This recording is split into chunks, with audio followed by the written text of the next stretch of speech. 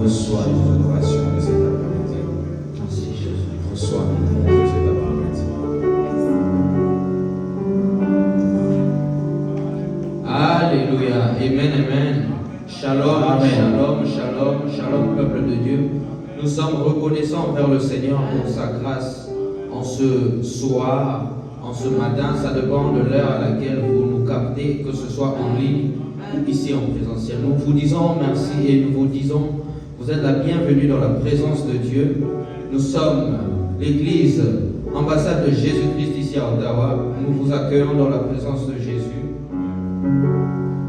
Nous allons élever nos voix, nous allons dire merci, nous allons consacrer ce moment entre ses mains. La parole de Dieu nous dit que venez, entrez, avancez dans ses portes avec reconnaissance. Là, je lis le psaume 100 au verset 4 et 5. Avancez par ses portes avec reconnaissance, entrez dans ses parvis en chantant ses louanges. Amen. Amen. Entrez dans ses parvis en chantant ses louanges. Rendez-lui hommage, votre hommage, bénissez-le, car l'Éternel est bon, son amour dure à jamais. Amen. Amen. Son amour ne dure pas pour 1 an, ou 2 ans, ou 3 ans, ou 40 ans. Son amour dure à jamais, son amour dure à jamais, et sa fidélité s'étendra d'âge en âge. Amen, amen. Alors, avec ces quelques mots, avec ce passage, élève ta voix, bénis le Seigneur. Sa fidélité est grande. Son amour pour toi n'a pas de limite. Il a permis à ce que son Fils monte sur la croix afin de te racheter. Élève ta voix. Seigneur, nous te bénissons. Merci Jésus pour son Là, cœur. cet après-midi, pour délivrer notre gratitude. Merci Jésus. Nous voici, Seigneur, en ce moment devant toi encore une fois. Ce culte Nous est à approchons toi. avec mon désir, c'est que notre sentiment. Car nous savons que tu as versé ton sang sur la croix pour nos péchés. Merci Tu es mort pour nos péchés, Yahweh. Merci, Seigneur, pour Merci, ce sang précieux que tu as Seigneur, versé. nous louons, ô Éternel. Merci pour ces sacrifices que tu as consacrés, Seigneur. Nous sommes reconnaissants. D'autres ne peuvent pas Voici dans tes parvis, ô Éternel. nous ne sommes rien, sans toi nous ne pouvons rien, Yahweh. Raison pour laquelle nous venons te dire merci. Nous venons cet après-midi t'élever au-dessus de tout, Yahweh. Nous sommes là cet après-midi pour te dire combien tu es le Dieu élevé de tout, élevé au-dessus de toutes choses. Reçois la louange cet après-midi, reçois l'adoration cet après-midi, reçois nos prières cet après-midi, Yahweh. Nous avons affirmation, Seigneur, que toi tu es le Dieu qui nous comble de toutes bonnes choses, Yahweh. Tu ne cesses pas à nous protéger seulement nos vies, mais tu protèges celles de nos familles, tu nous protèges celles de nos entourages, au Père, ainsi que tous ceux que nous connaissons, Yahweh. Raison pour laquelle nous sommes là cet après-midi. Reçois, Seigneur, nos adorations, nos louanges cet après-midi, comme un parfum agréable pour toi. Nous venons te demander, Seigneur, au Père éternel, tout notre culte dans notre sentiment. Nous avons besoin que nos prières, nos louanges, notre adoration portent, Seigneur, devant toi comme un parfum agréable. Merci, Seigneur. Merci Seigneur. Merci pour tout. Merci pour ta grâce. Merci Jésus. Merci à toi, les Merci, Jésus de Judas. Merci. Sois élevé au-dessus de Merci. toutes choses. Merci Sois Seigneur. magnifié pour nos vies. Merci, Seigneur. Merci Jésus. À présent, la parole de Dieu dit dans Hébreux 10, approchons-nous donc de Dieu avec un cœur sincère, avec la pleine assurance que nous donne la foi, le cœur purifié de toute mauvaise conscience et le corps lavé d'une eau pure. Amen, amen. Amen. En cette, je pense que nous sommes le dernier dimanche du mois. Nous allons revenir à cette ligne. Approchons-nous dans sa présence. C'est là que nous avons la miséricorde, le pardon de nos péchés et tous les bienfaits et les promesses que Jésus a accomplies à la croix. Je t'invite, élève ta voix, bénis le Seigneur, reconnais tes péchés, demande sa grâce, demande sa miséricorde sur ta vie.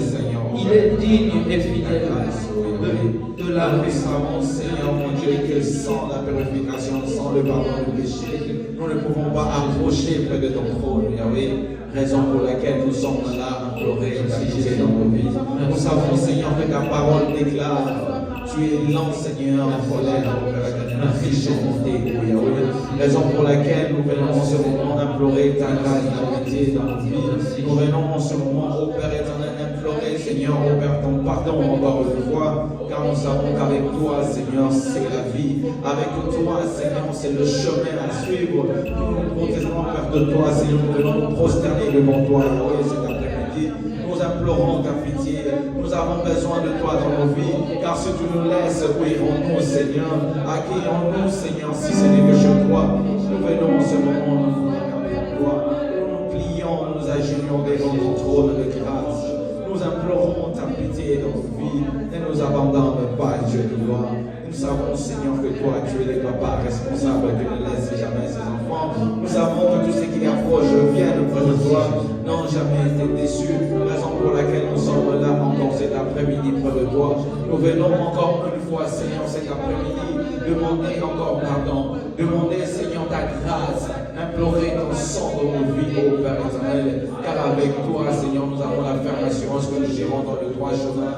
Avec toi, nous avons l'assurance que nous irons dans le bon chemin, Yahweh. Raison pour laquelle nous avons besoin de toi dans nos vies. Nous savons que sans ta purification, sans ta sanctification, nous ne pouvons pas approcher et marcher avec toi. C'est pourquoi nous avons besoin de toi cet après-midi dans nos vies. Nous implorons Jésus. Merci Jésus. Merci Seigneur. Merci Jésus. Merci Jésus. Merci Jésus. Merci Jésus. Nous te disons ces quelques mots, éternel Dieu, car c'est l'expression de nos cœurs. Nous venons dans ta présence. Le cœur assoiffé, éternel Dieu, de toi. Merci Jésus. Je viens dans ta présence. Le cœur assoiffé de toi. Je m'attends à toi. Je m'attends à toi, Père. Je viens dans ta présence. Le cœur assoiffé de toi. Je m'attends à toi. Je m'attends à toi, Père. Je viens dans ta présence. Le cœur assoiffé de toi. Ouais, chante-le. Je m'attends à toi. Je m'attends à toi. Je viens dans ta présence. Je viens dans ta présence. Père, nous venons dans ta présence. Le cœur assoiffé de toi. Assoiffé. Je m'attends à toi. Je m'attends à toi. Je m'attends à toi. Je m'attends à toi. Je viens dans ta présence. Jésus, le cœur assoiffé de toi. Oh Jésus, je m'attends à toi. Je m'attends à toi. Je m'attends à toi. Oh je viens dans ta présence. Le cœur assoiffé de toi. Nous sommes assoiffés. Je m'attends à toi. Comme une biche soupire au éternel. Je m'attends. Oh je viens dans ta présence. Viens dans ta présence. Le cœur assoiffé de toi. Je m'attends à toi. Je m'attends à toi. Je m'attends à toi. C'est toi qui bénis. Je viens dans ta présence. Oh, le cœur assoiffé de toi. C'est toi qui guéris. Je m'attends à toi. Je m'attends à toi. Je m'attends à toi. Je viens dans ta présence. Je viens dans ta présence. Je n'ai que toi. Le cœur assoiffé de toi. La protection, Jésus. Je m'attends à toi. Je m'attends à toi. Oui, je m'attends à toi. Je viens dans ta présence. Je viens dans ta présence. Je n'ai que toi, Jésus. Le cœur assoiffé de toi. Nous n'avons que toi, Jésus. Je m'attends à toi. Je m'attends à toi. Oui, je m'attends à toi. Je m'attends à toi. Je viens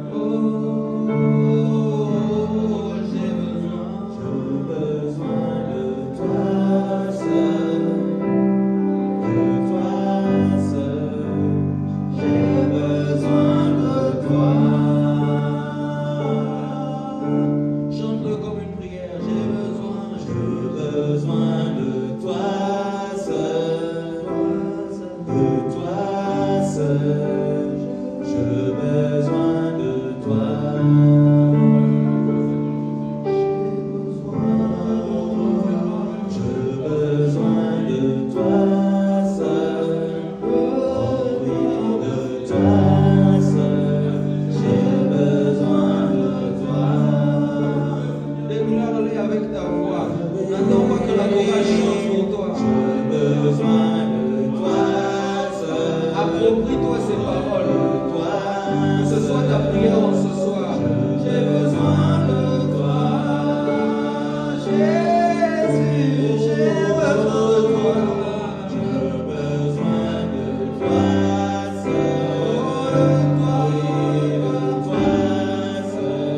J'ai besoin de toi.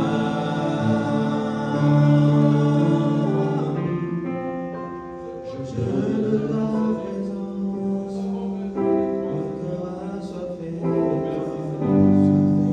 toi, je m'attends à toi. Est-ce que toute l'église peut chanter ce chant?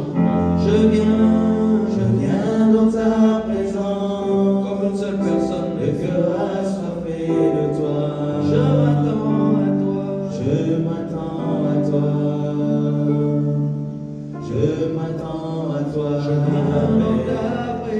viens dans ta présence. Jésus aime quand tu chantes pour lui.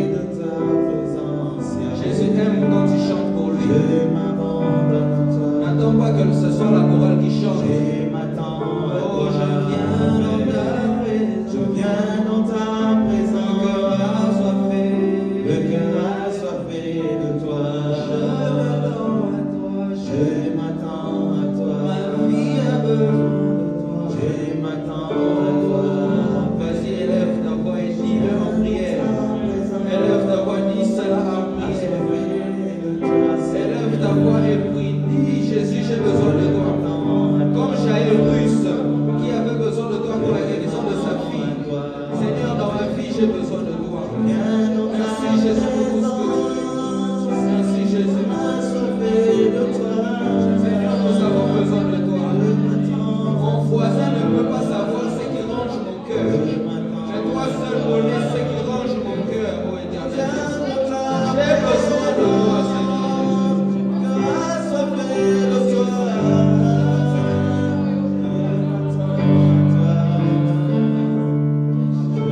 Nous avons besoin de toi, Jésus.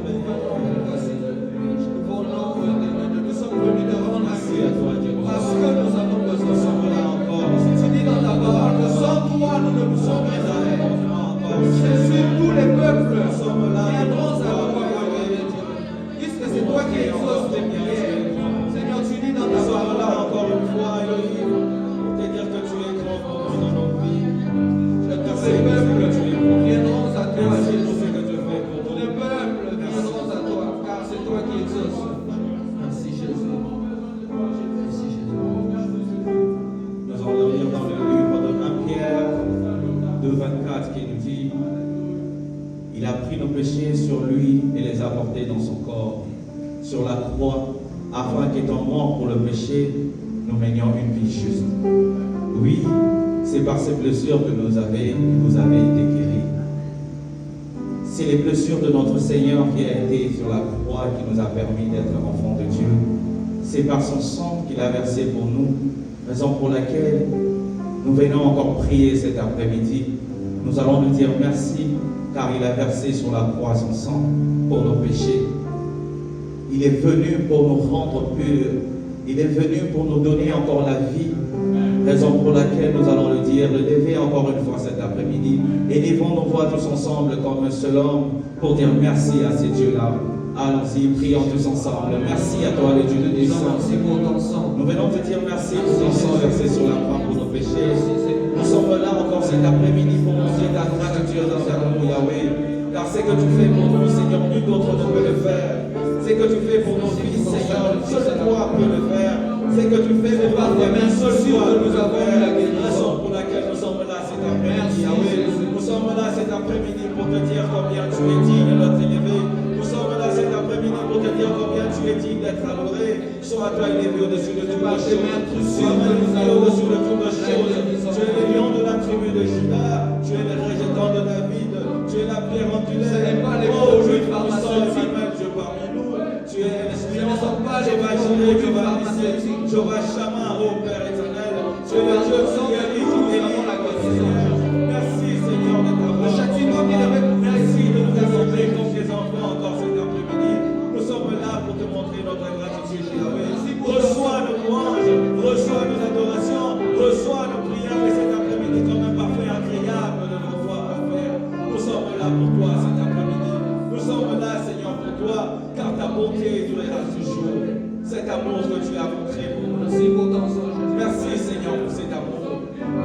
amour inconditionnel, oh Papa. Cet amour, oh Père Yahweh, qui est en continuité, Seigneur, qui n'a pas de fin. Merci. Nous sommes là pour te dire merci. Merci. Merci.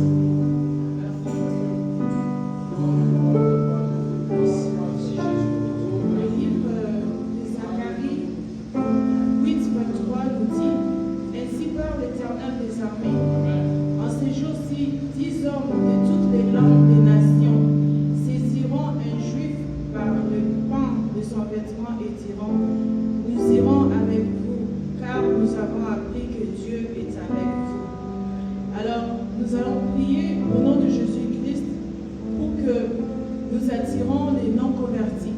Nous attirons les âmes qui sont censées, qui n'ont pas encore donné leur vie à Jésus. Parce que si nous sommes ici en ce lieu, c'est que nous sommes des privilégiés. Alors en nous, Dieu, ceux qui n'ont pas donné leur vie à Jésus, ceux qui ne voient pas en nous, ils verront la lumière, ils verront la puissance de Dieu. Alors prions afin que cette puissance se manifeste et que Éternel Dieu Tout-Puissant, ces âmes puissent nous sommes là encore voir cet en nous après-midi. la Merci. présence de Dieu. Oh Dieu Tout-Puissant, nous venons Seigneur, toi, Seigneur, encore cet après-midi. Nous venons nous maintenant être notre Seigneur, la lumière, besoin d'être la lumière qui Seigneur, nous voulons être celle de la terre. Dieu, tu as dit, À travers nos ceux qui petites sont avec filles, que toi, ta fille seront la doit y avoir lumière. des soives. Raison pour laquelle nous avons Seigneur, laisse que la vie de mon frère, de ma soeur soit un témoignage. Seigneur, laisse que la vie de notre pasteur soit un témoignage. Que partout là où il est présent, ta gloire soit manifestée. Et que chacun d'entre nous, Seigneur, soit un témoignage, Seigneur, de l'ambassade de Jésus-Christ. Que nous puissions représenter, Seigneur, toi, ô Père, à travers nous. Que nous puissions éclairer partout dans le terrain, afin d'attirer, Seigneur, ceux qui sont encore de venir vers Seigneur, toi. dans l'église Dieu, unique, nous, Seigneur, que nous puissions comme un seul homme, Seigneur, ô Père, Seigneur, nous voulons que leur témoignage, que nos avis soient flamboyants, que nos avis soient flamboyants, que nos avis soient encore, que notre témoignage attire plusieurs à toi, Seigneur, que notre témoignage attire plusieurs à toi, que le témoignage de pasteur, Seigneur, fait que dans son entourage, les gens puissent voir dans ce Dieu. Voilà, utilise le chemin de Seigneur. Les hommes pour lesquels nous avons besoin de toi. Que ta lumière brille en nous, Seigneur. Que nous puissions être ceux-là, Seigneur, qui brillent partout. Seigneur, je vous sens être ceux-là, Seigneur, qui brillent dans le ténèbre. Enfin, encore une fois, nous avons la main à la main. Enfin, Seigneur, une fois de montrer, Seigneur, au monde, que tu es le Dieu au-dessus de tout Dieu. Tu es le seul, Seigneur, à qui nous pouvons nous confier. Merci, Seigneur. Merci de nous accepter encore cet après-midi comme des enfants. Merci.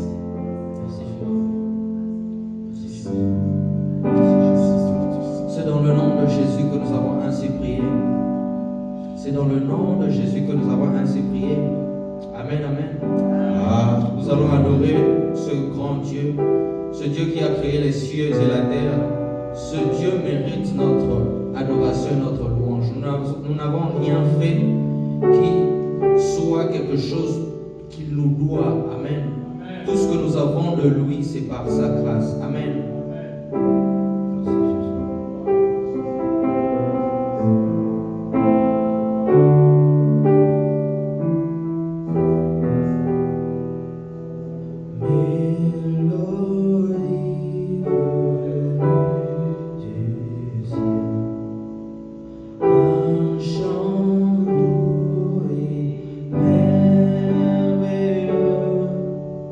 Tous les anges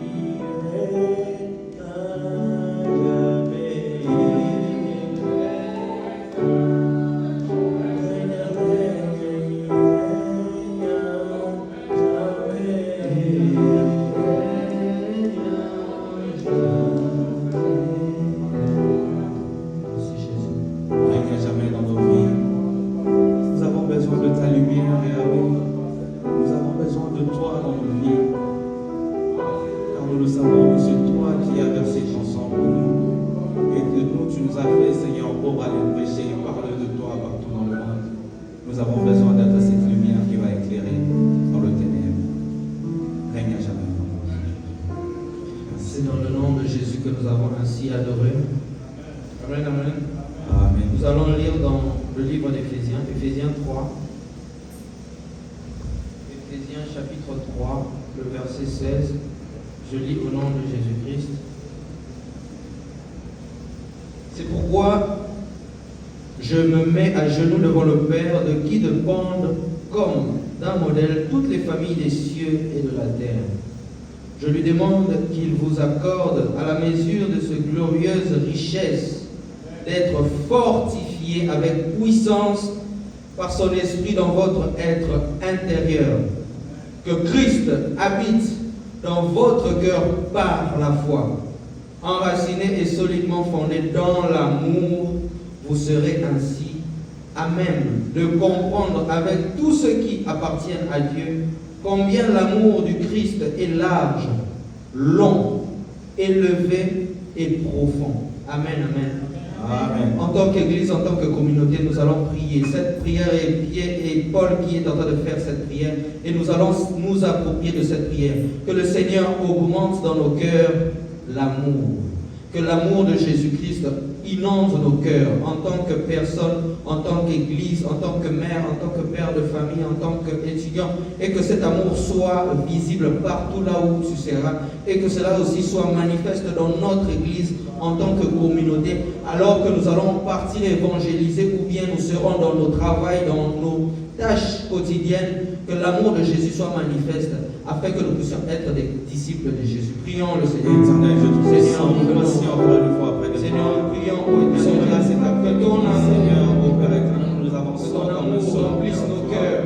Nous avons Seigneur, besoin que de nous ne puissions pas être Seigneur, seulement des disciples qui vont juste prononcer des versets bibliques pour dire que nous sommes chrétiens, mais que cette façon de dire chrétien soit manifestée par nos comportements, par l'amour de Jésus, pas l'amour du monde, pas l'amour du monde. Nous ne voulons pas de l'amour du monde, mais l'amour de Christ annulé. L'amour que Jésus a manifesté, il est mort à la croix. Un amour inconditionnel. Un amour inconditionnel. Il est monté à la croix pour les pécheurs. Il est monté à la croix pour toutes les nations. Seigneur, que cet amour caractérise notre communauté. Que cet amour caractérise notre communauté. Que nous puissions être des chrétiens manifestes dans nous. Que le Saint-Esprit, oui, qu'il soit là, par la foi qui nous remplisse. Pas seulement de parler en langue, pas seulement de chanter, mais aussi caractérisé par l'amour qui se manifeste dans notre communauté. Que nous puissions être des passionnés de Christ, qui se manifeste et qui se voit par l'amour. L'amour de notre prochain. L'amour de notre prochain. Tu as fait cette vie, tu as dit que le plus grand commandement, c'est d'aimer Dieu et d'aimer son prochain. D'aimer Dieu et d'aimer son prochain. Que nous prions pour l'amour.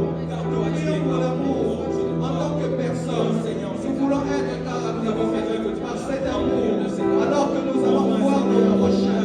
Peu importe leur couleur, peu importe leur tribu, peu importe leurs origines. Nous savons que c'est toi qui as créé l'homme et que tu vas faire que cet amour soit manifeste. Merci pour tout ce que tu vas faire. Merci pour l'amour que tu vas déverser dans notre cœur. Merci Jésus. Nous sommes sauvés. Merci Jésus. Merci pour ton amour. Merci pour ton amour. Merci. Merci.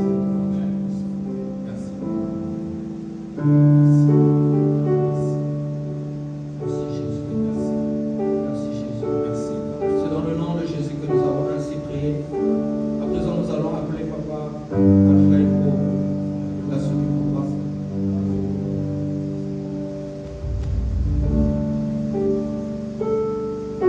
Alléluia. Amen, amen. Shalom, shalom, peuple de Dieu. Shalom. Shalom, peuple de Dieu. Est-ce que nous sommes dans la joie? Amen. Amen, amen, amen. Amen. Amen, amen. Nous allons passer au témoignage. D'abord, je salue la présence de toutes et chacun de nous ici. Je salue la présence. Je vois Fallon. Fallon, je salue tout le monde, amen, parce que Fallon nous vient de l'Europe. C'est la fille de notre servante, Maman Denise. Amen. Amen. Est-ce qu'il y a quelqu'un qui veut témoigner? Maman Denise là, bien sûr. Ça ne peut jamais manquer. Amen. Je bénis l'Éternel pour son amour et sa bonté. Amen. Pour les souffles de vie, nous sommes redevables à notre Dieu, car c'est lui qui nous donne la force de nous tenir debout. Bien-aimé, avoir la vie, les souffles de vie, la bonne santé, c'est une grâce. Ce n'est pas à cause de ta connaissance ou bien à cause de ton argent. Non. Je peux te dire qu'il y a des riches qui sont décédés ce matin même. Mais nous, Dieu nous a fait grâce. Amen. Je bénis l'Éternel pour la présence de mes deux filles, Fallon et puis Davy, qui viennent de l'Europe. Dieu les a protégés, ils sont bien arrivés. Et puis mon petit-fils, Mourad, qui est aussi au milieu de nous. Je bénis l'Éternel pour sa bonté.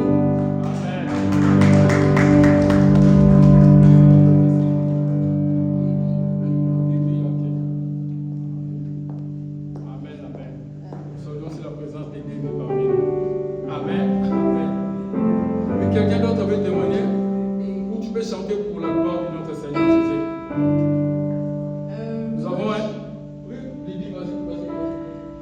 Je voulais rendre des actions de grâce à Dieu pour tous les bienfaits qu'il a manifestés dans ma vie.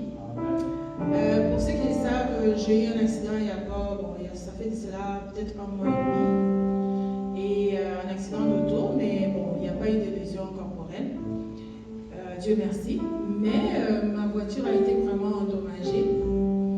Alors, je m'attendais à payer une grosse franchise parce que selon les assurances, j'étais fautive et tout ça là.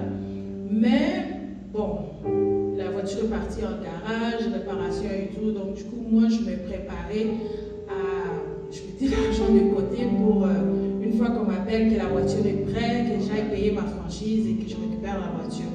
Mais à ma grande surprise, on m'appelle pour récupérer la voiture, mais les assurances me disent du coup, l'autre personne avec qui j'avais eu l'accident, ils ont finalement, après enquête, vu que je dois rien parce qu'elle n'a jamais répondu des faits et tout. Donc du coup, non seulement ils m'ont enlevé la franchise, mais en plus de ça, ils m'ont redonné un chèque et tout ça là. Donc c'était... Alors du coup, je rends vraiment grâce à Dieu pour ça parce que c'était vraiment c'est arrivé dans le moment où cette journée-là, j'avais des mauvaises nouvelles, commencé au travail et du coup, j'ai gardé ma paix, j'étais toujours en paix. Et à la fin de la journée, c'était vraiment à la fin de la journée, j'ai juste dit bon, je vais clôturer ma journée avec les mauvaises nouvelles et j'ai eu cet appel à la dernière minute qui m'a redonné la joie, la force. J'ai dit bon, vraiment Dieu est toujours là et il se manifeste toujours, même à la dernière seconde. Alléluia. Amen. Nous prions un Dieu vivant. Amen. Un Dieu qui ne dort jamais. Notre Dieu nous protège. Amen. Notre Dieu a protégé sa servante. La plus importante, elle est là. Amen. Mais n'oublie pas de nous donner le nom de ton assurance. Disons l'accompagner. On ne va pas un chèque. Un chèque, non, pas pour faire l'accident. Non. Okay. Amen. Oui. Fallon, non. Amen. Shalom, bien-aimé dans le Seigneur. Shalom. Bon, moi aussi, je témoigne, je rends gloire à Dieu parce que, voilà, il nous a protégés, moi et ma soeur, nous sommes bien arrivés. Et surtout, je suis très heureuse parce que ça va faire 4 ans que je ne suis pas allée à l'église, depuis Covid. Et vraiment, mon cœur est dans la joie d'être parmi les siens. Amen. Et voilà, je rends grâce à Dieu pour cela. Amen.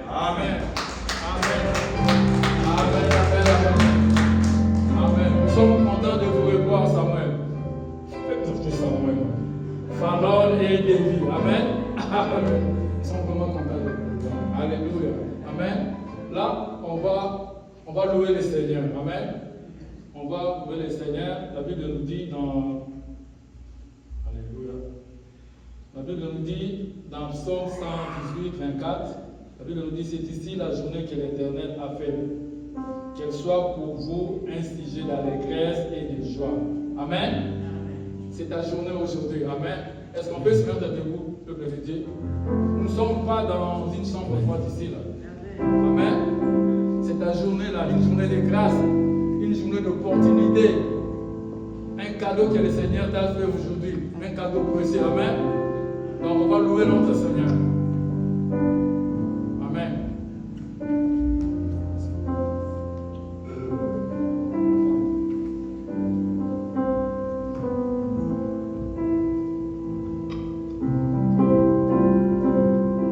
Alléluia. Amen, amen. Amen. Nous faisons juste simplement ça. On va aider la chorale. Tu peux faire des cris de joie, tu peux pousser des cris de joie, dire on va les chanter avec vous.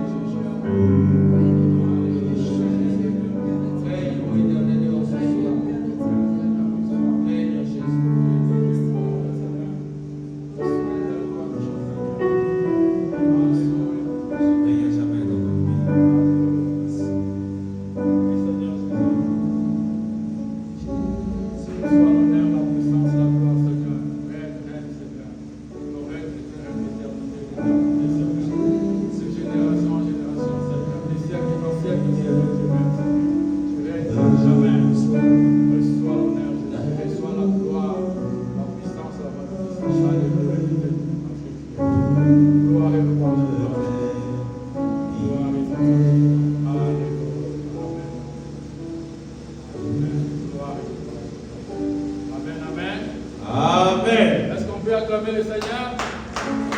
Vous avez des cris de joie, si vous avez de reconnaissance. Amen, amen, amen. Nous allons donner. C'est le moment de donner au Seigneur nos dîmes et nos offrandes. Amen. Amen. Parce que la Bible nous dit apporter à la maison du trésor toutes les dîmes, afin qu'il y ait de la nourriture dans ma maison. Amen.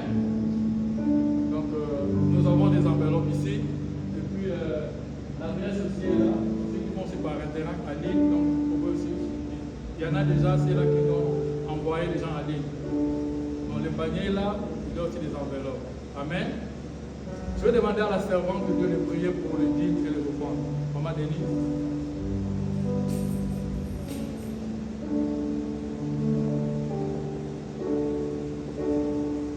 Amen. Merci Seigneur pour ces moments merveilleux, pour ce temps magnifique que tu nous offres ce matin, ce soir. Papa, nous venons à toi avec nos dîmes et nos offrandes. Seigneur, c'est une reconnaissance. Nous reconnaissons que nous et tout ce que nous avons, nous t'appartenons, Yahweh. C'est pourquoi nous venons te témoigner notre gratitude. Nous venons te témoigner et que Seigneur, nous ne dépendons que de toi. Nous bénissons ces dîmes et ces offrandes. Seigneur, que cela serve pour l'avancement de ton œuvre. Bénis tout celui qui a amené pour participer à l'avancement de ton œuvre. Bénis le travail de chacun de nous, Seigneur. Et ceux qui n'en ont pas, Seigneur, fais-les grâces. Donne-leur le travail. Donne-leur ce qu'ils veulent. Seigneur, aide-les à réussir dans leurs projets et que prochainement, il ne manque rien pour venir t'offrir, pour venir t'adorer. Sois loué, sois exalté, Papa. Nous te prions ainsi au nom de notre Seigneur et Sauveur Jésus-Christ. Amen. Amen. Amen. Amen, amen. Amen.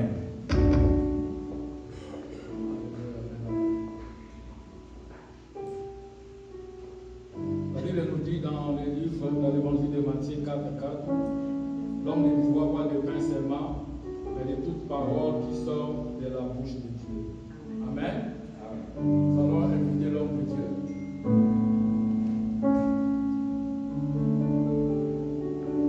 Et c'est le moment d'écouter à la parole. Ce que le Seigneur fait. Est-ce qu'on peut acclamer le Seigneur?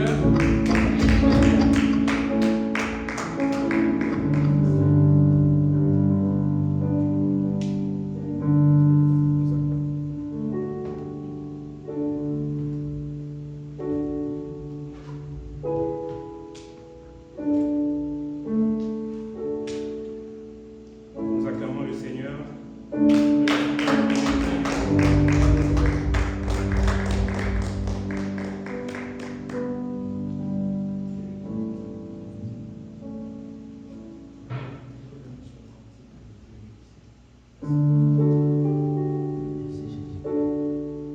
Amen.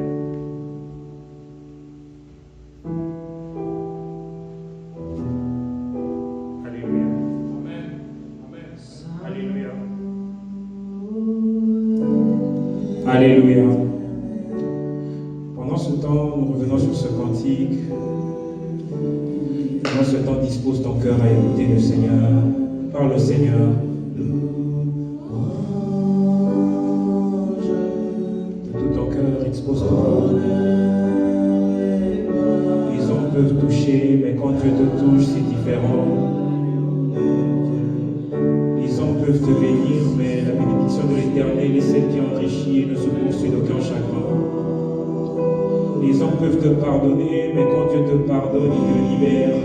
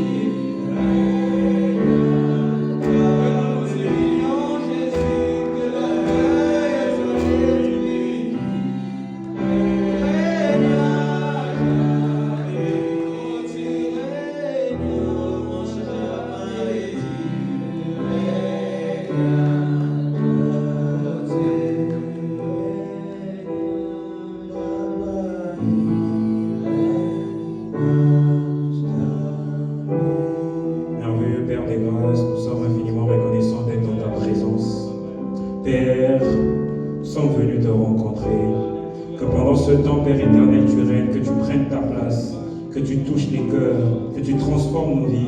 Père, je m'attends à toi. Père, ton peuple s'attend à toi. Oh Seigneur, c'est par la foi que nous nous approchons et nous savons que tu te laisses trouver par ceux qui te cherchent. Ta parole déclare que c'est poussé par l'esprit que les hommes ont parlé de ta part. Que rien d'autre ne prenne la place en ces instants, mais que toi seul tu prennes la place et que tu nous parles. C'est en ton nom glorieux que nous avons ainsi prié avec l'assemblée. Nous acclamons et nous disons Amen.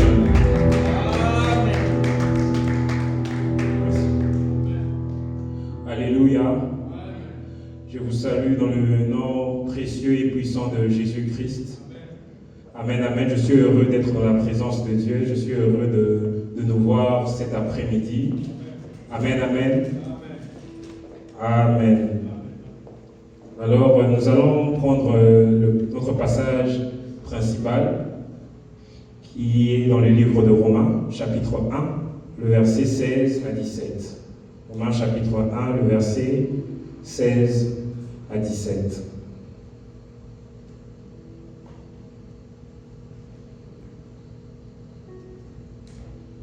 Je nous invite à nous tenir debout juste pour honorer cette première portion des Écritures que nous allons lire comme nous avons l'habitude de le faire. Je lis au nom du Seigneur. Car je n'ai point honte de l'Évangile. C'est une puissance de Dieu pour le salut de quiconque croit, du juif premièrement, puis du grec, parce qu'en lui est révélée la justice de Dieu par la foi et pour la foi, selon qu'il est écrit, le juste vivra par la foi. Selon qu'il est écrit, le juste vivra par la foi. Amen. Je nous invite à nous rasseoir. Merci beaucoup. Le thème de cet après-midi, c'est que le Seigneur a mis dans nos cœurs. Notre thème, c'est le juste vivra par la foi. Le juste vivra par la foi. Nous voyons que ce livre de l'Épître aux Romains a été écrit par Paul. Paul, qui est un pharisien connaisseur de la loi de Moïse, qui avait été donné par Dieu. Et il fait une déclaration puissante en disant « Je n'ai point honte de l'Évangile, car c'est une puissance de Dieu pour le salut de quiconque croit. » Et il finit en disant cette phrase qui a déjà été dite auparavant dans le livre d'Habakkuk, « Le juste vivra par la foi ». Nous devons comprendre une chose. Paul n'était de base, ne vivait pas une vie, certes de péché, il vivait selon la loi. Mais Paul s'accrochait à la loi, et Paul dit ici le juste vivra par la foi. Lui qui avait une certaine justice, lui qui menait une vie selon lui, ou selon ce qu'il avait appris, il avait une bonne moralité. Il accomplissait ce qui était juste à ses yeux et aux yeux du monde. Mais il en revient à dire dans Philippiens que tout ce qu'il considérait, il le voit comme de la boue. Et il fait cette déclaration forte, le juste vivra par la foi. Nous comprenons que la loi que Paul respectait, on peut voir dans Galates, la Bible dit, si une loi avait été donnée qui puisse procurer la vie aux vrais hommes, cette loi pouvait sauver. Mais la loi ne sauve pas. Et on dit le juste vivra par la foi. Le problème de tous les hommes, ou le cœur du problème de l'homme, c'est le péché. La Bible dit dans Romains 3, 23, car tous ont péché et sont privés de la gloire de Dieu. Car tous ont péché et sont privés de la gloire de Dieu. Romains 3, 9 dit, nous avons déjà prouvé que tous, juifs ou grecs, sont sous l'empire du péché. Donc l'humain, quel qu'il soit, peu importe d'où il vient, peu importe ce qu'il a fait, peu importe l'éducation qu'il a reçue, par sa nature, cela ne dépend même pas de ce qu'il a commis ou de ses actes, mais par sa nature, l'homme est pécheur.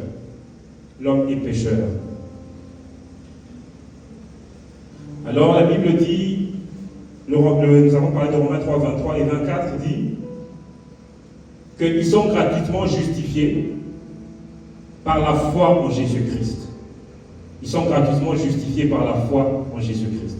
Alors le premier axe sur lequel nous allons parler, c'est sauvé par le moyen de la foi. Je voudrais dire à quelqu'un, ce ne sont pas tes actes, tes œuvres, tes bonnes œuvres plutôt, qui te rendent juste devant Dieu. Ce n'est pas ce que tu accomplis, ce n'est pas ce que tu peux faire de bien qui te rend juste devant Dieu. C'est d'abord la foi en Jésus-Christ qui te rend juste devant Dieu.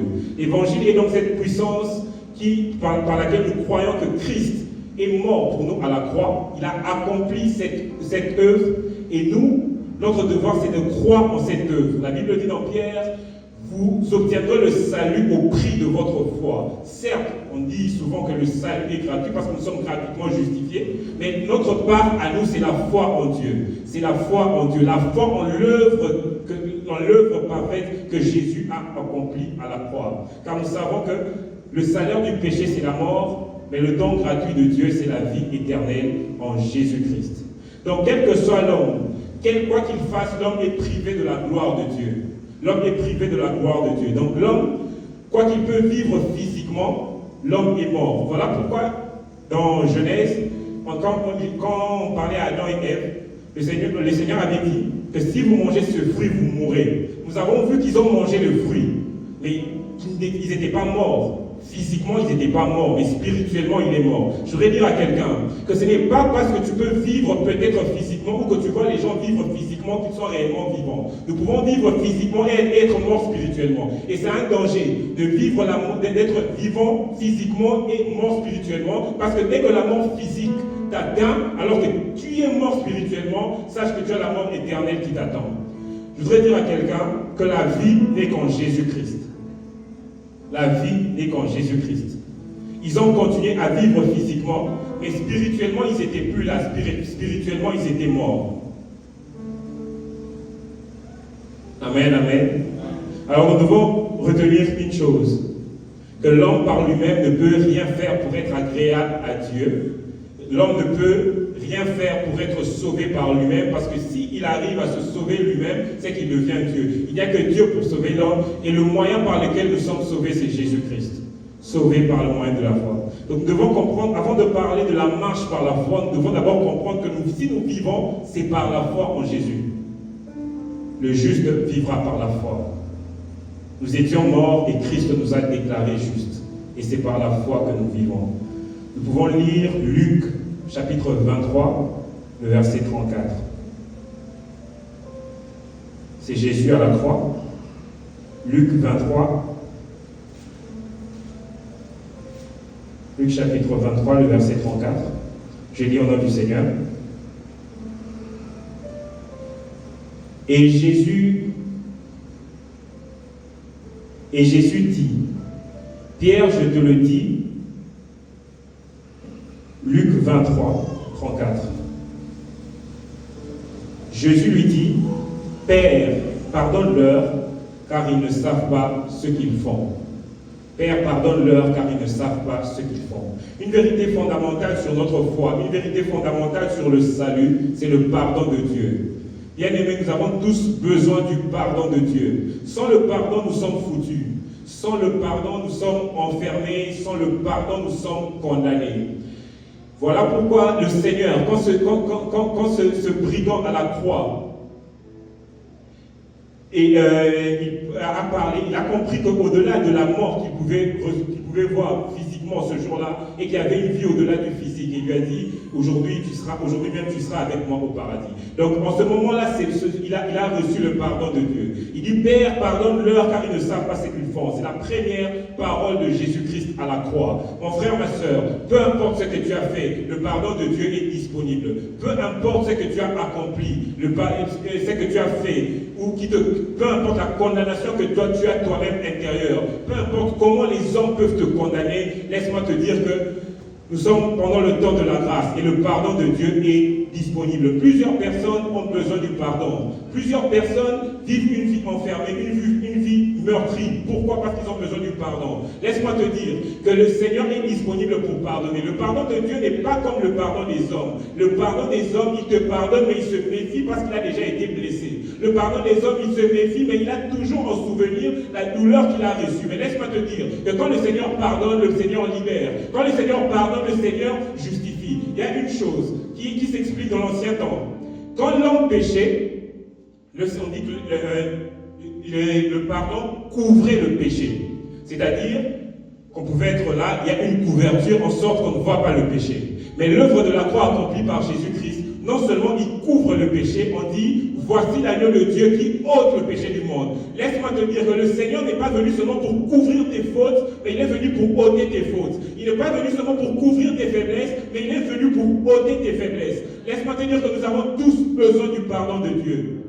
Le pardon de Dieu. Oh, laisse-moi te dire qu'il n'y a pas plus grand que le pardon de Dieu. Quand Dieu te pardonne, Dieu te libère. Voilà pourquoi il a dit à cette femme, moi non plus je ne te condamne pas.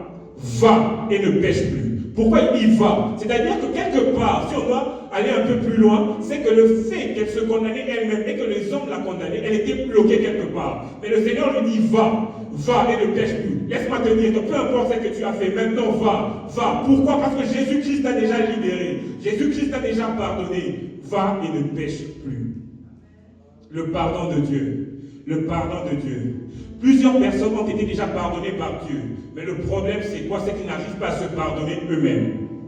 Dieu t'a pardonné. Mais le problème, c'est que toi, tu es encore dans le regret de tes fautes. Et tu n'arrives pas à te pardonner. C'est aussi une limite. Parce que le pardon a été accordé. Il y a une image que j'ai vécue. Parce qu'à un moment donné dans ma vie aussi, j'ai vécu une vie de débauche. Alors je priais, mais je ne voyais plus Dieu. Et un jour, je fais ce songe où je suis dans une pièce. Il n'y avait personne, mais c'était comme abandonné, mais je ne pouvais pas sortir alors que j'avais la liberté de sortir. Qu'est-ce que le Seigneur m'a fait comprendre des années après? Qu'est-ce que j'avais vu? C'est que lui m'avait pardonné. Il a dit, tu voyais personne parce qu'il m'avait déjà libéré. Mais le problème, c'est que moi, j'étais toujours assis dans la même position parce que pour moi, je n'étais pas digne de recevoir le pardon de Dieu. Laisse-moi te dire que personne n'est digne de recevoir le pardon de Dieu. Ce n'est que par sa grâce. Ce n'est que par sa grâce. Alors, tu dois saisir cette grâce. Voilà pourquoi l'œuvre de la croix est accomplie. Mais ceux qui sont justifiés ou libérés ou pardonnés, c'est ceux qui placent la foi en ce que Dieu a fait. Amen, amen. Le pardon de Dieu.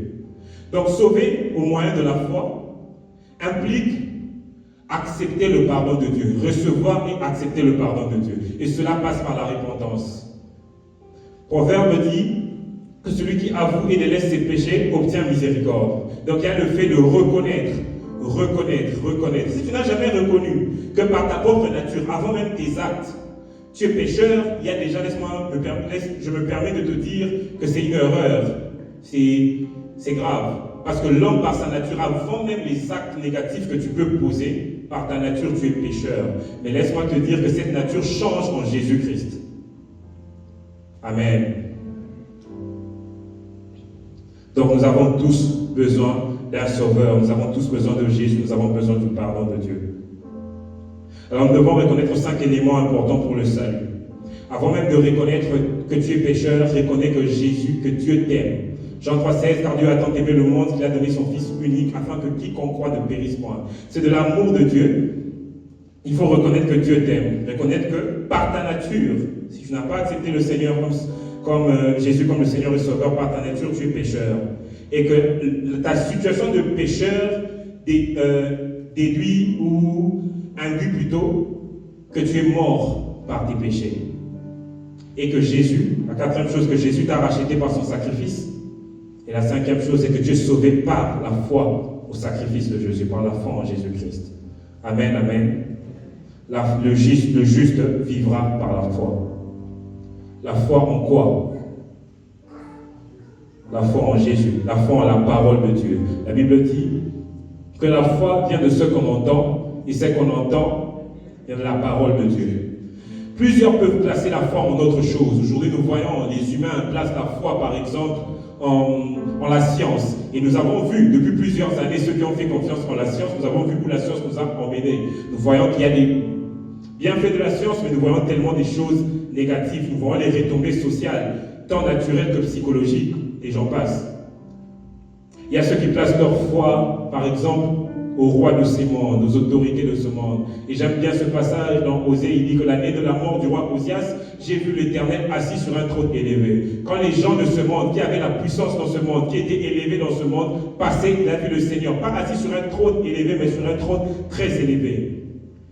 Et à ceux qui placent leur confiance, il dit, moi, je fais le bien, mais la foi, toutes ces choses-là, je ne crois pas. Donc, il a fait sa propre justice. il ne vole pas, il ne ment pas, il fait certaines choses, il accomplit des œuvres caritatives, et donc il s'est fait sa propre justice, ses propres valeurs, et il marche selon cela. Ésaïe 64, 5 nous dit, nous sommes tous comme des impurs, et notre justice est comme un vêtement souillé. Nous sommes tous comme des impurs, et notre justice est comme un vêtement souillé. Donc ces personnes qui se sont fait leur propre idéal de vie, leur ligne de conduite, leur propre justice en dehors de Dieu, peut-être que charnellement, quand on les voit, on se dit ce sont des bonnes personnes. Mais le Seigneur, la Bible dit que leur justice est comme un vêtement souillé devant Dieu. Leur justice est comme un vêtement souillé devant Dieu. Place ta confiance en la parole de Dieu. Toutes tes propres valeurs, tout ce que tu considères comme ta propre justice, sans Dieu, c'est un vêtement souillé. Certes, tu penses que tu es habillé, mais tu es habillé d'un vêtement souillé. Il faut s'en dépouiller pour revêtir la justice de Dieu. Et cela ne s'obtient pas par les œuvres, mais par la foi. Il y a ceux qui placent leur confiance au développement personnel, ils veulent se développer personnellement. Il y a beaucoup de livres, beaucoup de choses pour ça.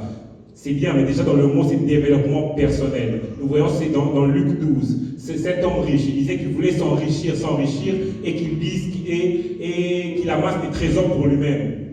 Mais Jésus à la fin dit qu'il est riche selon le monde ou selon lui, mais qu'en fait il est pauvre. Et Romains 12, 21 dit, il est ainsi de celui qui amasse des trésors pour lui-même et qui n'est pas riche pour Dieu. Donc tu peux être riche pour les hommes, tu peux être riche pour les réseaux par exemple, mais tu n'es pas riche pour Dieu. Sois riche en Dieu et pour Dieu. Être riche pour Dieu, c'est faire passer les intérêts de Dieu avant des intérêts. Être riche pour Dieu, c'est avoir Dieu lui-même, parce que Dieu est la plus grande possession qu'un homme peut avoir. Et nous le voyons très bien, que Job avait tout perdu, mais il n'avait pas perdu Dieu. Et il a pu avoir le double de ceux qu'il avait perdu.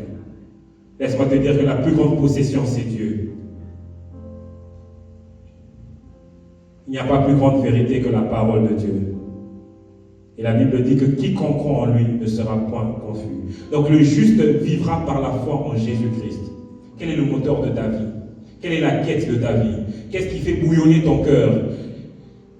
Qu'est-ce qui te pousse à continuer à te battre quand les choses ne vont pas bien? Est-ce que ce sont tes rêves? Est-ce que ce sont tes enfants? Ce sont ta famille? Ou c'est la foi en Dieu? Ou c'est la foi en Dieu? Si Job comptait sur l'amour qu'il avait pour sa famille, si Job comptait sur ses biens, après avoir tout perdu, Job n'aurait eu aucune raison de vivre. Donc il aurait écouté sa femme qui lui disait « Maudit Dieu et meurt ». Mais ce qui a poussé Job à vivre, ce qui a donné la force à Job, malgré les obstacles, malgré la douleur, malgré que c'était difficile, malgré que ses amis qui étaient venus pour le consoler ont commencé à dire que peut-être que c'est parce qu'il a péché. Donc ceux qui sont venus pour te consoler, te consolent et après ils changent et te condamnent. Mais ce qui a poussé Job de tenir ferme, de continuer à se battre, de continuer à croire en Dieu, c'est la foi en Dieu. Quel est le moteur? C'est parce qu'il avait placé Dieu au-dessus de tout ce qu'il pouvait aimer. C'est ce qui l'a poussé à vivre. Quelle est ta quête? Qu'est-ce qui te donne la force de vivre? Quelle est ta quête? Quel est le moteur de ta vie? Est-ce que c'est la foi en Dieu? Est-ce que c'est le désir d'aller loin dans ce monde sans Dieu? Quelque chose qui m'a beaucoup fait réfléchir par rapport à la vie de Salomon, c'est que Salomon était doté d'une grande sagesse et de l'intelligence. Et Salomon était riche. Les gens venaient de partout pour écouter la sagesse de Salomon. Mais quelque chose qui me choque dans Ecclésiaste, c'est que Salomon dit qu'il a haï sa vie. Salomon, quand il a haï sa vie, il n'avait pas perdu ses biens. Il était toujours riche. Et même quand il écrit cela, ça veut dire qu'il avait encore de l'intelligence. Mais pourquoi il dit qu'il a haï sa vie? Parce qu'il a perdu la communion avec Dieu. Parce qu'il a perdu ce qui faisait sa force. Ce qui faisait la force de Salomon n'était pas sa sagesse. Ce n'était pas l'intelligence qu'il avait. Ce n'était pas les biens qu'il avait. Mais c'était sa communion avec Dieu. C'était la foi en Dieu. C'était sa relation avec Dieu. Et dès que Dieu s'est détaché de lui, dès que Dieu s'est détourné de lui, Salomon dit « J'ai haï ma vie ». Il a fait tout, mais il arrive à dire « J'ai haï ma vie ». Pourquoi? Parce qu'une vue sans Dieu, laisse-moi te dire, elle est amère. Elle est amère. Et c'est très dangereux si tu as la paix loin de Dieu. C'est très dangereux si tu as la paix loin de Dieu. La Bible dit que quand les les gens de la terre criant paix et sûreté, voilà que tout d'un coup, il y aura la ruine. Alors laisse-moi te dire que le plus important, c'est ta relation avec Dieu. Le plus important, c'est ta foi en Dieu. Dieu n'est pas injuste. Si tu places ta foi en Dieu, Dieu te bénit. Si tu places ta foi en Dieu, quand tu places ta foi en Dieu, Dieu rémunère la foi. Quand il dit le rémunérateur de ceux qui les cherchent. Mais en fait, c'est quoi? On dit que ce passage d'Hébreu, que Dieu est... approchez-vous du trône de grâce avec assurance afin d'être secouru. Quand on parle d'approchez-vous avec assurance, c'est-à-dire que tu viens, tu t'approches avec foi. Et quand tu t'approches avec foi, laisse-moi te dire que le Seigneur rémunère toujours la foi. Au-delà des paroles, laisse-moi te dire que Dieu écoute la foi. Parce qu'on peut avoir un muet à côté de nous, il ne parle pas, mais Dieu écoute son cœur. Ici, son cœur est rempli de foi et le Seigneur l'exauce. Pourquoi? Parce que Dieu n'écoute pas d'abord tes paroles, Dieu écoute ton cœur. Et je prie que ma prière est que le Seigneur soit enraciné en toi. Laisse-moi te dire qu'il n'y a pas plus grande puissance que Dieu. Il n'y a pas plus grande force dans ce monde que Dieu. Il n'y a pas plus grande vérité que Dieu. Dieu est le chemin, la vérité et la vie. Plaçons notre foi en Dieu. Le juste vivra par la foi. Le juste ne vivra pas par ses œuvres, le juste vivra par la foi. Alors nous comprenons que nous sommes sauvés par le moyen de la foi. Mais nous ne nous arrêtons pas à être sauvés. Il y a une marche. Plusieurs, ils croient que Dieu les a pardonnés, que Dieu les aime. Mais ils vivent leur vie quotidienne, leur marche de tous les jours sans Dieu. Ils croient que donc la première partie, ils sont d'accord, oui, je suis sauvé par le moyen de la foi. Mais est-ce que tu marches par la foi? Après le commencement, il y a une continuité, il y a la marche, il y a une vie à mener, il y a des choses à accomplir. Tu peux le dire à ton voisin, il y a des choses à accomplir. Et la nouvelle naissance est donc la porte d'entrée. La porte d'entrée. Mais est-ce que quand un bébé naît s'arrête à la naissance? Nous tous, je crois que c'est Boaz, nous voulons voir Boaz croître, nous voulons le voir grandir. Galates 4:1, disons, s'il vous plaît, au nom du Seigneur. Le juste vivra par la foi. Je lis au nom du Seigneur. Or, je le dis, aussi longtemps que l'héritier est un enfant, il ne diffère en rien d'un esclave alors qu'il est maître de tout.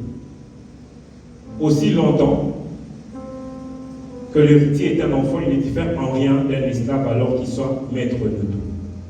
Alors cela nous implique, au-delà d'être sauvé, au-delà d'être né de nouveau, de croire au Seigneur Jésus, de croire que le Seigneur m'a pardonné, que je suis une nouvelle personne, que mes aspirations du passé n'existent plus. Si j'aimais certaines choses, j'ai changé de vision.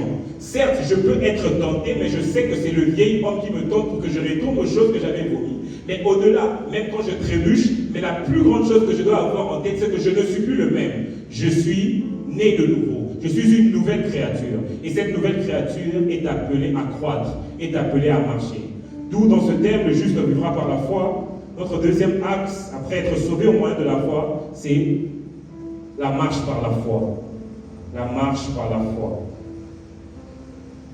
Et c'est ça le problème, c'est que nous sommes sauvés par la foi, mais nous ne vivons pas, nous ne marchons pas par la foi, nous marchons par la vue, alors que la vue est limitée. La vue est limitée. Peu importe ce que je veux voir, je verrai que c'est qui est dans cette salle. Alors qu'au-delà de cette salle, il y a des choses qui existent. Mais je ne peux pas les voir parce que moi, je vois par la vue.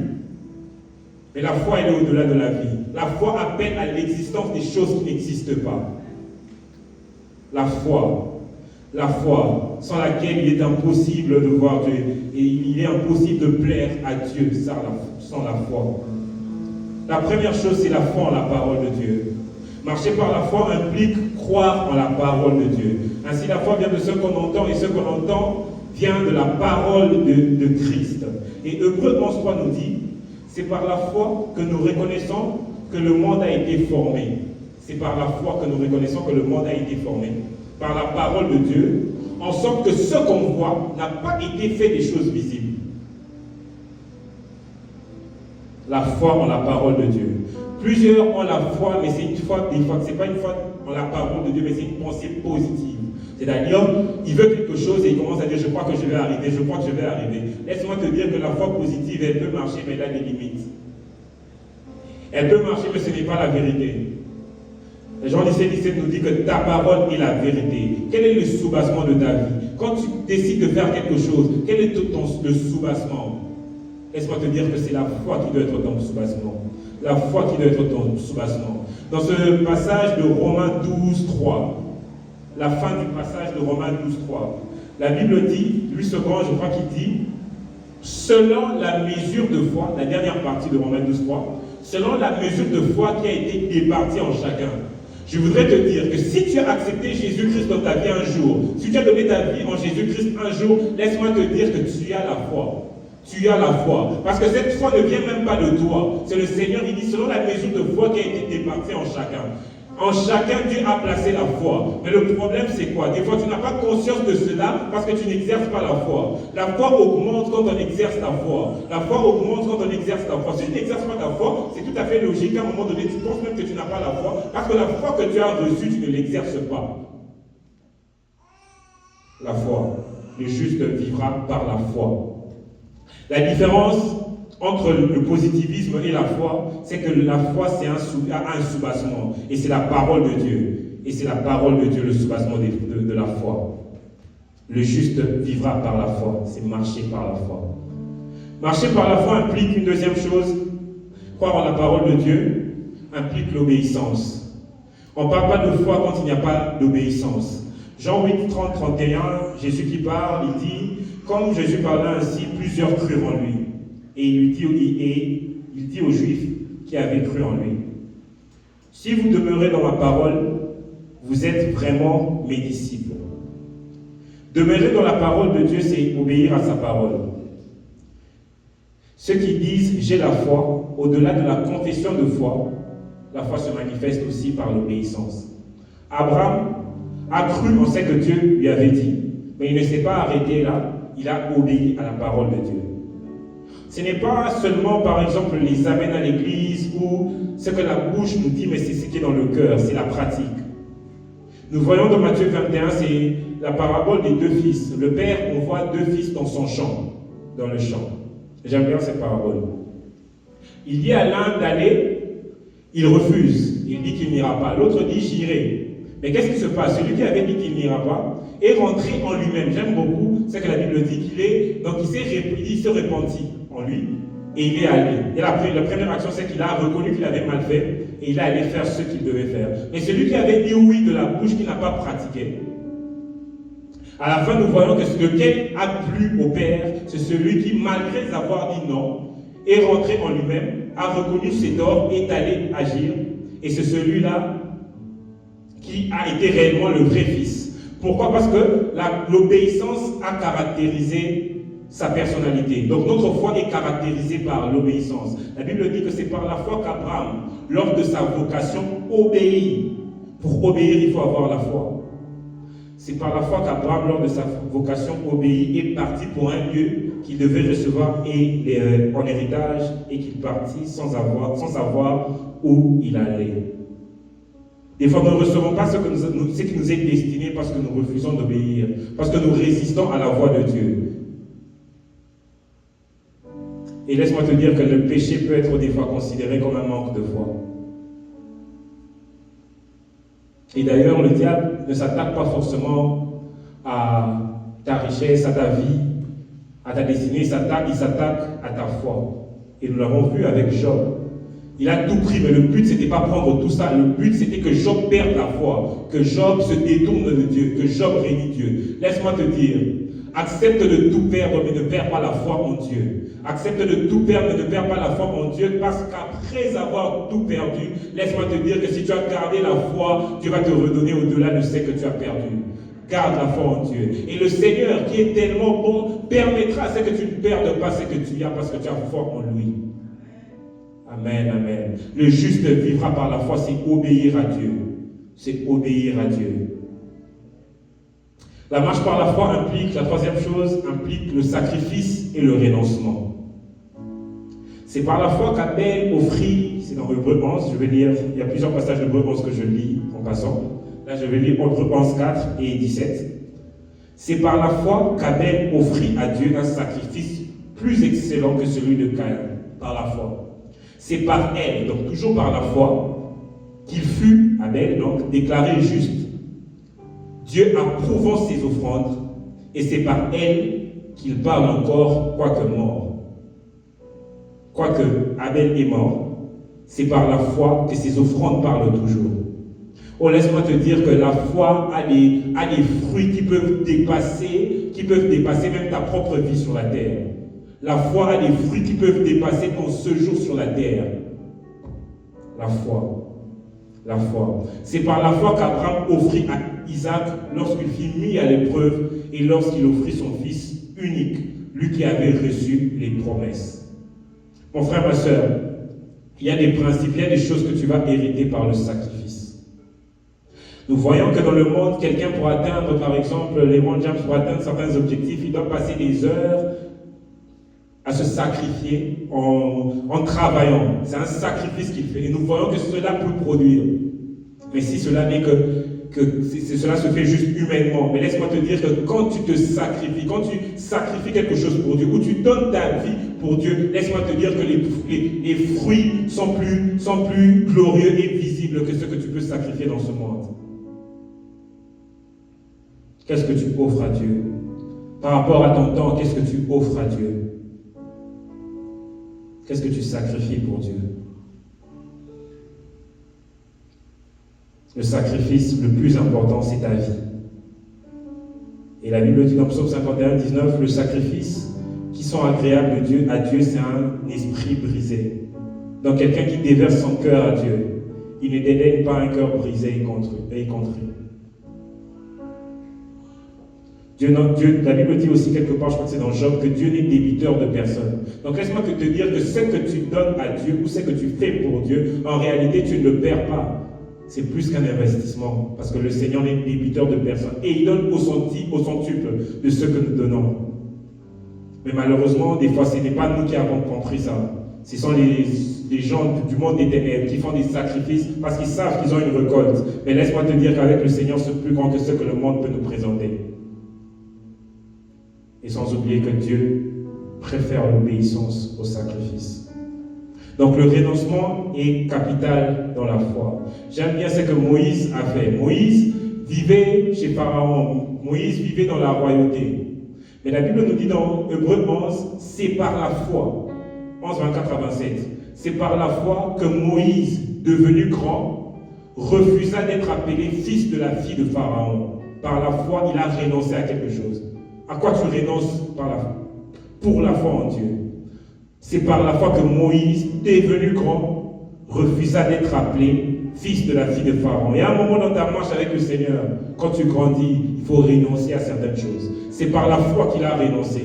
Et la Bible ajoute qu'il a préféré être maltraité avec le peuple de Dieu pour un temps.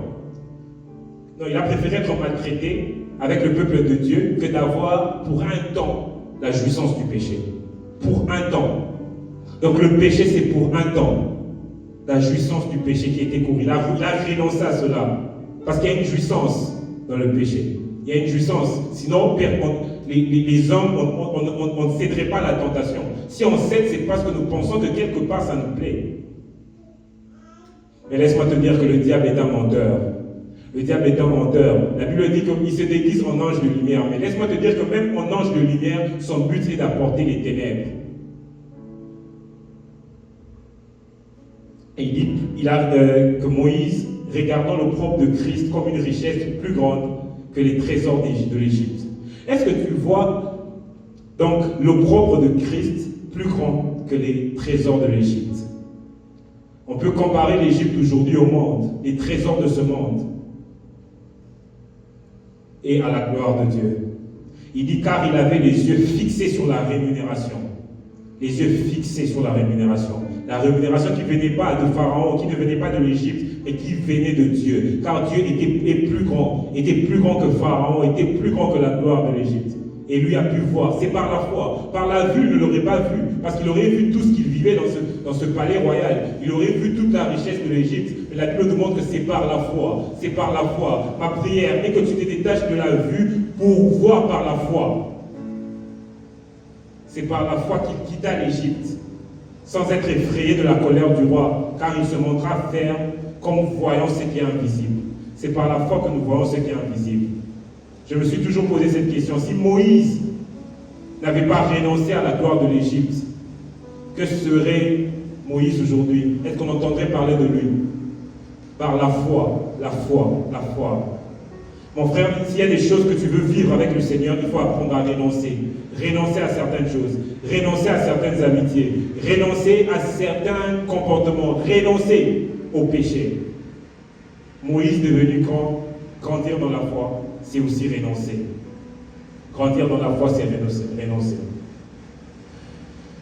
Le quatrième point, la marche par la foi implique le fait de posséder. Plusieurs ne possèdent pas parce qu'on n'a pas la foi. La Bible dit que nous n'avons pas à lutter.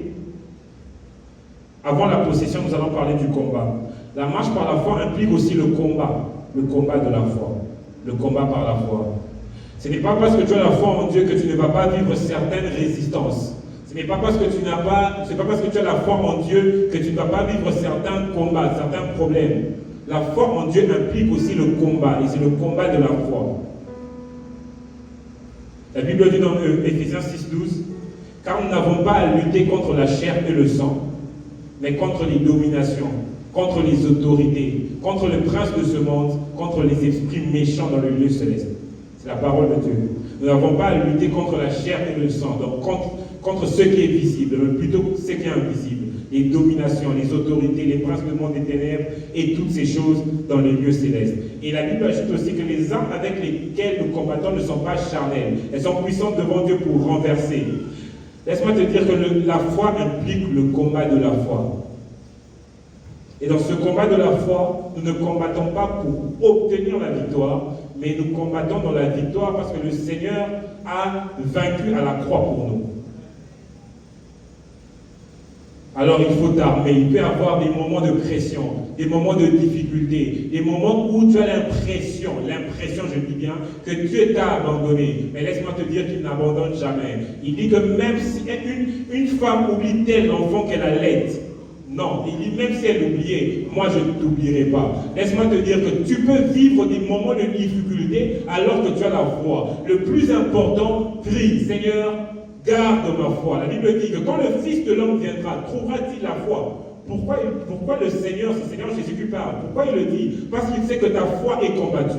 Ta foi est combattue. Parce que la Bible dit que la foi qui la victoire qui triomphe du monde, c'est notre foi. Alors comme le diable ne voudra pas que tu triomphes, il combattra une chose, c'est ta foi. Alors s'il sait qu'il peut toucher certains aspects de ta vie pour combattre ta foi, il la touchera. Mais laisse-moi te dire qu'il y a un Dieu qui règne, un Dieu qui soutient les faibles, un Dieu qui soutient ses enfants. Il dit, une femme oublie-t-elle, lui il n'oublie pas. Il dit, si tu traverses les eaux ne te submergeront pas. Laisse-moi te dire que les situations que tu peux vivre, elles ne te submergeront pas parce que le Seigneur est avec toi. Il dit, allons à l'autre bord. Est-ce qu'entre le temps où il a dit allons à l'autre bord, ils sont directement allés à l'autre bord? Non, il y a eu la marche. Mais qu'est-ce qui s'est passé dans la marche? Il y a eu la tempête. À la fin, ils étaient à l'autre bord ou pas? Ils étaient arrivés. Pourquoi? Parce que le Seigneur a déclaré. Laisse-moi te dire que ce que le Seigneur a déclaré finira par s'accomplir, peu importe les événements que tu vis entre la promesse et l'accomplissement de la promesse. Le plus important est les yeux fixés sur Jésus. Allons à l'autre bord. Tu iras à l'autre bord. Tout ce que le monde peut te montrer, cela n'arrivera pas parce que le Seigneur est dans la barque. Le plus important, rassure-toi d'être avec le Seigneur. Rassure-toi d'être avec le Seigneur. Les eaux ne te submergeront pas. La foi.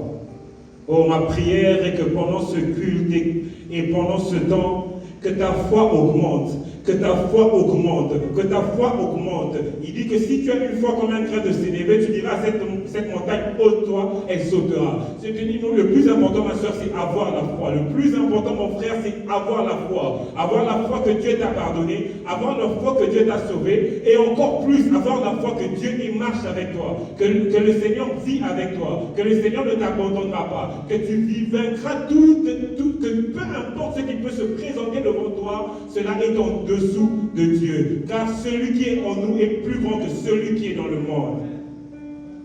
La foi, la foi, la foi, la foi. J'ai envie de continuer sur le texte que le Seigneur m'avait inspiré. Mais là, il me pousse à parler de tout mon cœur et parler réellement. La foi est la chose que nous ne devons pas lâcher.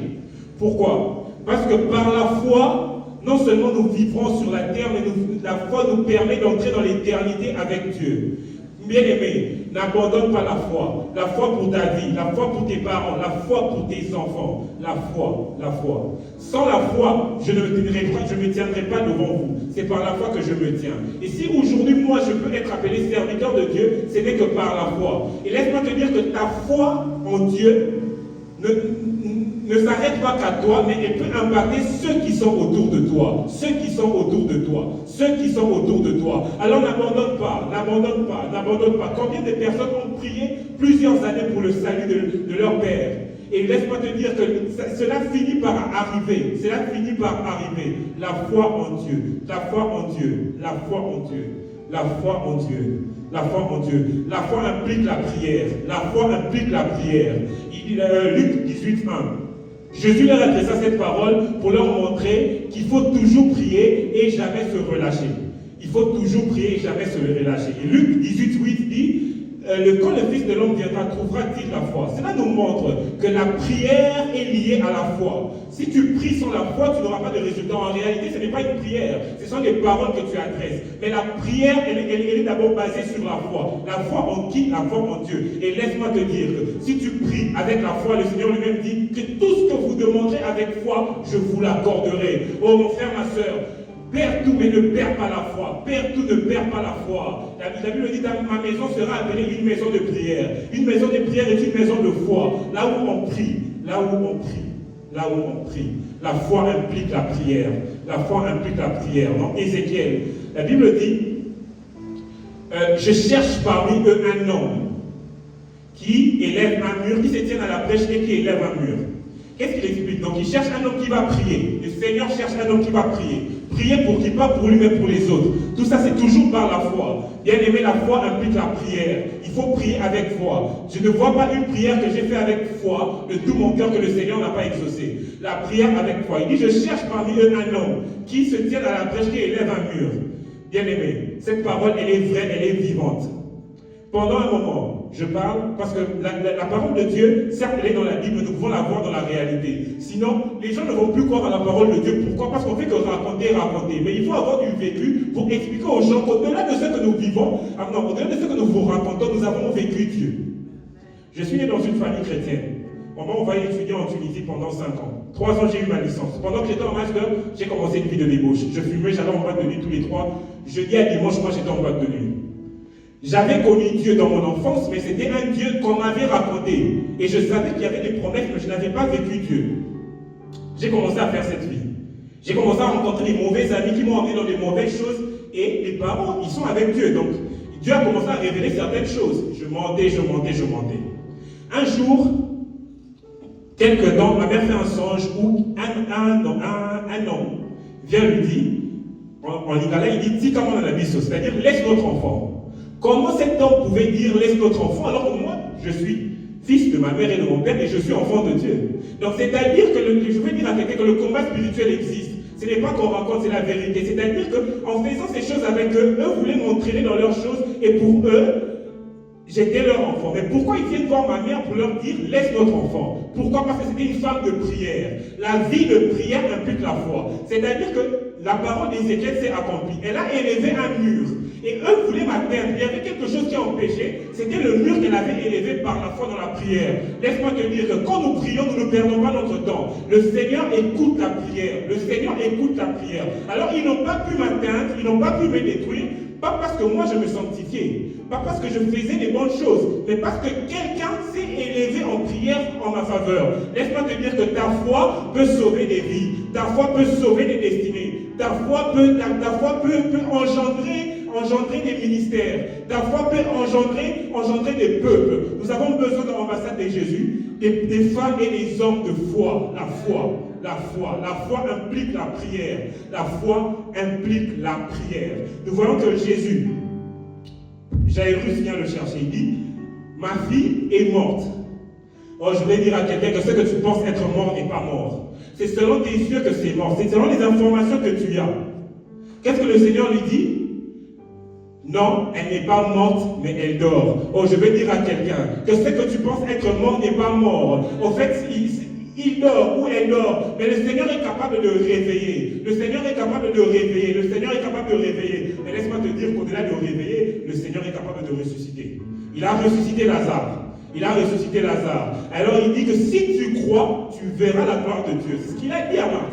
Oh, laisse-moi te dire que si tu crois, tu verras la gloire de Dieu. Le plus important, c'est croire en Dieu. Le plus important, c'est croire en Dieu. Qu'est-ce que le monde nous présente aujourd'hui? Nous présente tout pour nous détacher de Dieu. Tout pour ne plus avoir la foi en Dieu. Laisse-moi te dire que le plus important, c'est placer ta foi en Dieu, placer ta confiance en Dieu. Les hommes peuvent te décevoir, les amis peuvent te décevoir, on peut te décevoir, mais laisse-moi te dire qu'il y a un qui ne déçoit jamais. Il est fidèle à jamais, il est fidèle à jamais. Ce qui fait que quand tu places ta confiance en lui, quand les hommes te déçoivent, tu ne le prends plus comme ça t'affecte plus trop, parce que tu sais que l'homme, par sa nature, est voué au mal. Et même quand il a donné sa vie au Seigneur, il peut avoir de temps de faiblesse, il peut tomber. Mais on a un Dieu qui est élevé, un Dieu qui veille sur nous, un Dieu qui pardonne nos fautes, un Dieu qui nous justifie, un Dieu qui veut nous emmener dans sa gloire. Alors laisse-moi te dire, peuple de Dieu, la foi, gardons la foi, gardons la foi, gardons la foi. Quand le Fils de l'homme viendra, trouvera-t-il la foi?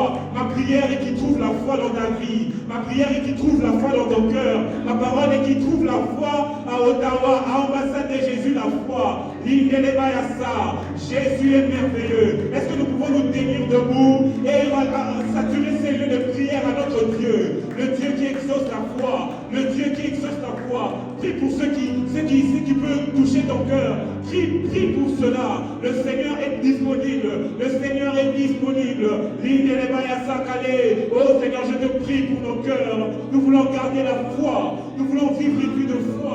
Nous voulons vivre une vie de foi. Oh Seigneur Jésus, nous avons besoin de toi. Nous avons besoin de toi. Tu dis que le juste vivra par la foi. Seigneur, nous venons nous prosterner devant ta face. Nous voulons te chercher. Garde-nous dans la foi. Oh Seigneur, dans cette situation qui brise nos cœurs, tu es le Dieu de la foi. Abraham a cru en Jésus, en Dieu, et cela lui fut imputé à justice. La foi en Dieu. Seigneur, nous avons foi en toi. Seigneur, nous avons foi en toi. Oh Seigneur, remplis nos cœurs de la présence de Dieu. Que le monde reconnaisse que tu es Dieu dans nos vies. Le monde attend avec un ardent désir la révélation des fils de Dieu.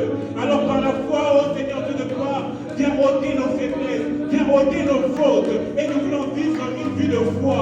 Nous voulons marcher par la foi, combattre le bon combat, achever la course dans la foi. Nous ne voulons pas perdre la foi. Oh, pour nos familles, nous t'implorons, Seigneur. Pour les adversaires, nous t'implorons. Seigneur, nous voulons que tu établisses ton règne dans notre église, dans nos familles, à Ottawa, à Montréal, au Canada, dans le monde. Oh Seigneur, il y a une armée que tu veux sauver. Oh Seigneur, nous te prions, Seigneur. Nous avons besoin de toi, Seigneur. Nous avons besoin de toi, Papa. Nous avons besoin de toi. Nous avons besoin de toi.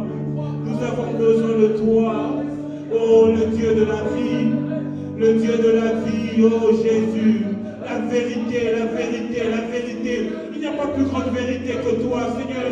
Alors nous venons, Père éternel, nous repentir devant ta face. Nous voulons marcher sur notre voie. Nous voulons te servir dans la vérité. Oh, viens au Père éternel avec la guérison. Viens guérir ton peuple. Viens guérir les âmes brisées. Viens sauver, ô Père éternel, le Dieu qui sauve. Le Dieu qui sauve. Oh, le Dieu qui m'a sauvé. Le Dieu qui sauve. Oh, le Dieu d'Israël. Le Dieu, oh, le Père duquel toutes les nations tirent le nom. Merveilleux tu es, Jésus. Nul n'est semblable à toi. La délévasique à les années. Oh, Jésus est merveilleux. Il n'y a pas plus grand que toi, Seigneur. Nous nous prosternons, Seigneur. Transforme nos cœurs aux vies. Nous voulons vivre dans la foi, marcher par la foi. Vivre selon Père éternel des principes. Sois élevé, sois glorifié.